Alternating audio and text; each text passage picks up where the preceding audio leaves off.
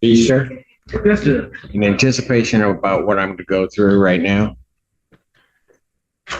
this is absolutely all your fault. Oh,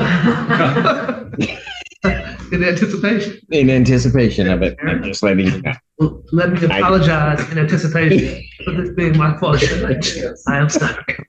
Court does call the case of the people versus Daniel Magoo. State your name. Daniel Magoo. All right. What are we doing on this today?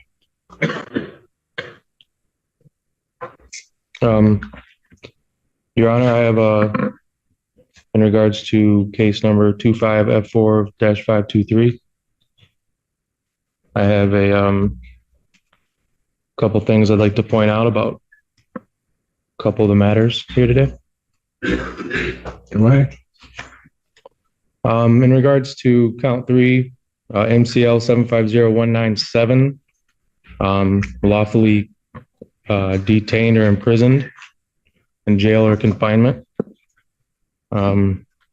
Judging by the definition of the statute itself, Your Honor, it compels us to conclude that one has to be lawfully imprisoned or in jail. Jail being a facility operated by a local unit of government for detention of persons charged. At this location, defendant was located in a hospital and not a confinement by government agency or jail. So I'm requesting that charge is invalid. That were going to be addressed. That would be addressed at a preliminary examination, sir, as to the sufficiency of the charge. So if you're making a motion that I dismiss it at this point, that motion's denied. Okay. Further in count 2 and count 1, actually, Your Honor, both of these were, I don't know the procedural process or when it should get raised, but both of them are Fourth Amendment violations. And furthermore, on count 2, MCL 257.904, that the license of the defendant was revoked or suspended, given the statute as well, Your Honor.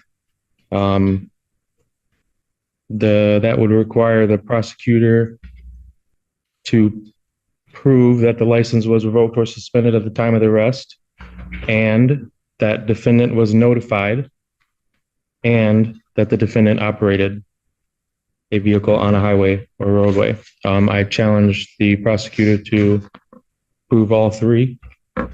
Sir, do you Sure. wish to have a preliminary examination in this? I'm making sure we're prepared for it, but yes. What'd you say? Making sure we're prepared for it, but yes, I am. What are the other options? I'm requesting that all the charges are dismissed, a motion for all dismissal on all these charges.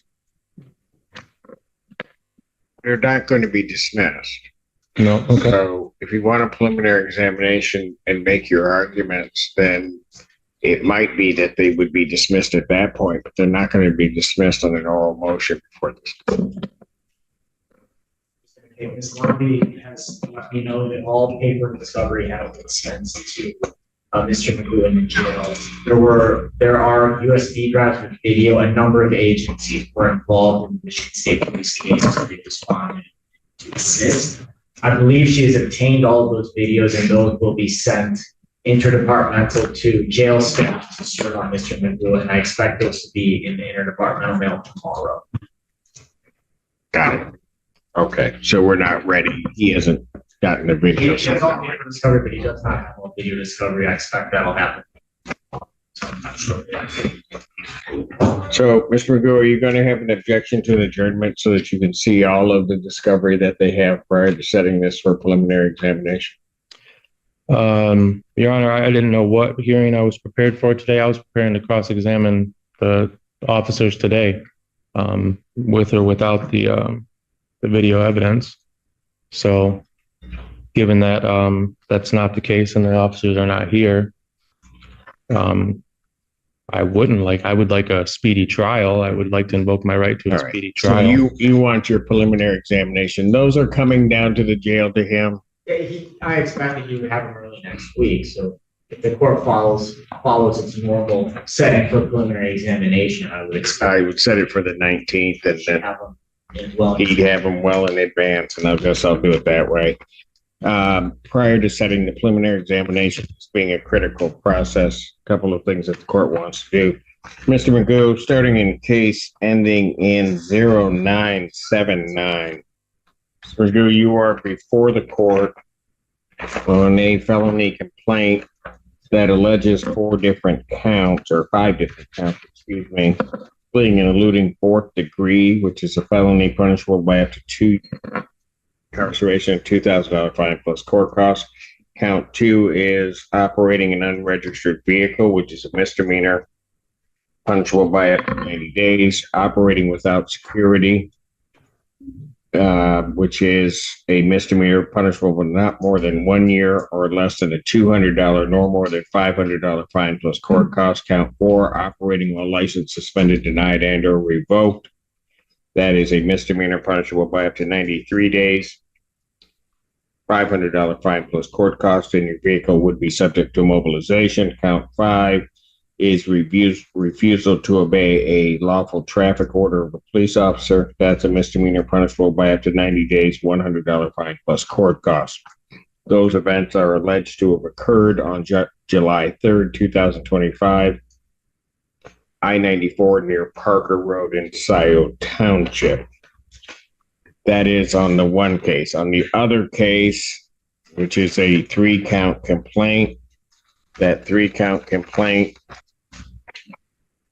alleges that on March 27, 2024, location of Dexter near Arcona in the city of Milan, Washtenaw County, state of Michigan, that you did operate a motor vehicle while intoxicated. That's a misdemeanor, punishable by up to 93 days, $500 fine plus court costs. There is, however, a 3rd offense notice, which transforms this into a felony charge. It's punishable by up to $500 to $5,000 fine plus court costs, 1 to 5 years in jail, probation with 30 days or 1 year in jail, or at least 48 hours to be served consecutively, and 60 to 180 days community service, any rehabilitative programs the court deems necessary. The court could order you to pay the cost of the prosecution, as well as the cost of any emergency governmental services, and your vehicle would be subject to mobilization. Count 2 is operating while your driver's license was suspended, denied, and or revoked. That's a misdemeanor, punishable by up to 93 days in jail, $500 fine plus court costs. Count 3 is lawful escape from custody, or escape from lawful custody, excuse me. That's a misdemeanor, punishable by up to 1 year, $1,000 fine plus court costs. Mr. Magoo, yeah, I would just ask, do you still wish on representing yourself, sir? Your Honor, I will. I have requested assistance, given that I am incarcerated and I have no way to. Do you wish to be represented by an attorney, sir? I would like legal assistance. What do you mean by that? Would you like to be represented by? I've called the Well, Mr. prosecutor. Magoo, we go through this every time. So here's what I'm going to do. I'm going to advise you that there are great perils in representing oneself. I've told you about that before on numerous occasions. That I would treat you the same as I would treat anybody else. You would have to know the Michigan court rules. You'd have to know courtroom procedure, and that you would be treated the same, not any more favorably, not any worse, as you would go through these proceedings.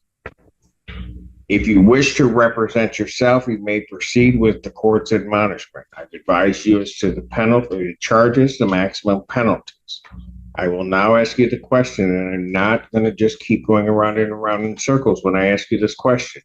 Do you wish to be represented by counsel? If you wish to be represented by counsel, this court will ensure that counsel is appointed to represent you. If that is a yes or no. I would like legal assistance, yes, Your Honor. I'm going to take that as your request for counsel, is how I'm going to take that. And so these two cases now become public defender cases. Thank you, Judge Torsia Feaster, Assistant Public Defender on behalf of the defendant. I believe Your Honor has already agreed to set it for examination. He's asked for examination in the case, and so I will set these for preliminary examination. Okay. Well, Your Honor, I would ask, given that one of these cases, in regards to the March 27, 2024 case, there is an undue delay. It's been over, I think, 390 some days since the warrant was requested, and this triggers due process violations under U.S. versus Levasco, People versus Bassard, People versus Rosengreen, and procedural unfairness, Sixth Amendment violations, and I do request that the prosecutor provide provide information in regards to the three-pronged test under People versus Hernandez. One of them, first test being the explanation for the undue delay for 390 some days. The second part of that test being to prove that the delay was not deliberate. And then the third part of the delay or the prong test is to make sure that there was no undue burden on or prejudice on the defendant. And in that regards, Your Honor, I also am requesting that I do have due process 14th Amendment rights as well as 8th Amendment rights.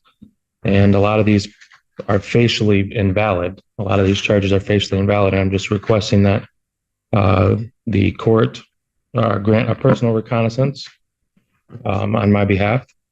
And for both of these charges, being that we're looking at really just misdemeanors, $500 misdemeanors. So I think he's requesting, Your Honor, amend his bond, and he's requesting the release, Your Honor, PR bond.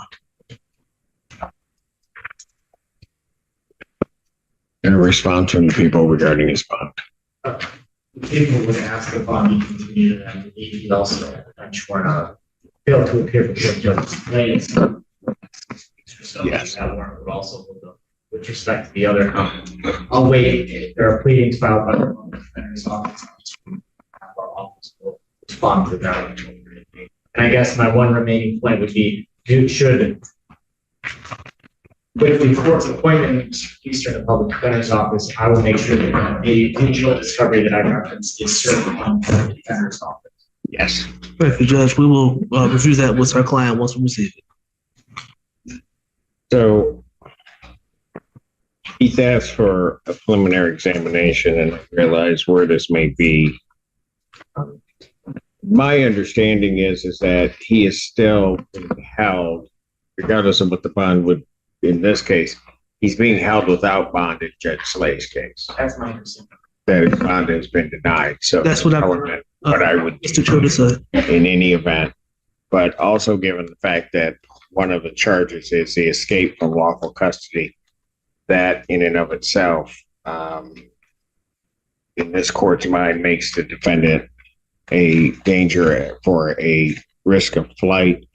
Also, the nature of the charges, the fleeing and eluding police officers, as well as the operating while intoxicated, now at least alleged his third time around. Also, this court's mind, the defendant, this court would consider a danger to the public. So the extent that he is asking that I modify his bond conditions in his bond in this case, that motion is denied. Bond will continue as it is. Your Honor, I have a 14th Amendment due process to the presumption of innocence. And I understand the presumption of innocence. and a lot of these are facially invalid, Your Honor. Full custody, escape from lawful custody, it's facially invalid. I was at a hospital, not a jail. If you were under the custody of the Washtenaw County Sheriff's I was Office, not. I understand. I was not. Or custody of. I was dropped off at the hospital, and they later tacked on charges, you know just what? like the fleeing and eluding charge. Not meet that out, and that if that's true, and the people can't sustain that element, then the charge will be dismissed. But I'm not dismissing it upon your representation today.